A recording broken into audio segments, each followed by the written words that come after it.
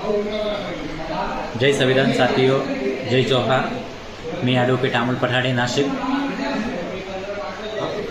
या आठवड्यामध्ये आपण वनजमिनी संदर्भात जे बघत होतो, आता आम्ही महान शेतकरी कष्टकरी सोशल असोसिएशन या NGOच्या मार्फत हे जे आदिवासी समाजाचे जे प्रश्न आहेत, आदिवासी शेतकऱ्यांचे जे प्रश्न आहेत, त्या संदर्भात अभियान सुरू केलेलं आहे। अभियानाचं नाव आहे आदिवासी शेतकरी सन्मान अभियान। आदिवासी शेतकऱ्यांना सन्मान मिळाला पाहिजे हा प्रमुख उद्देश असल्यामुळे आदिवासी शेतकरी सन्मान अभियान या अभियानाअंतर्गत आम्ही नांदगाव तालुक्यातील लोकांच्या समस्या समजून घेतल्या। नांदगाव तालुक्यातील अनेक लोक आदिवासी समाजातील हे माझ्याकडे आज आले होते।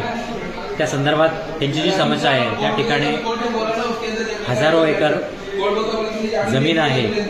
हजारो एकर जमिनीमध्ये गेले 50 ते 60 वर्षापासून त्या ठिकाणी आदिवासी बांधव हे शेती करतात आणि त्या ठिकाणी त्यांच्याकडे त्या शेती ही जी गायरान जमीन आहे, सरकारी जमीन आहे, त्या ठिकाणी त्या हजारो एकर जमिनीचा जो गट आहे त्यामध्ये हे आदिवासी समाजातील लोक हे शेती करतात आणि त्या ठिकाणी ते आपल्या त्याच्यातून उदरनिर्वाहातून आपला कुटुंब उदरनिर्वाह करीत असतात। अशा या समाजासाठी गेले अनेक हजारो वर्षापासून हा समाज या आदिवासी बांधव हे वनजमिनी जंगल राखण्याचं काम करत आहेत आणि या गायरान जमिनी वनजमिनी त्या ठिकाणी हे आदिवासी बांधव नांदगाव तालुक्यामध्ये हजारो एकर जमीन आहे, त्या ठिकाणी ते शेती करतात। परंतु त्या ठिकाणी त्यांना हाकलून देण्यात आलेलं आहे आणि 2014मध्ये त्या ठिकाणी एका मारवाडी गुजराती बिल्डरला जवळजवळ 12 एकर क्षेत्र हे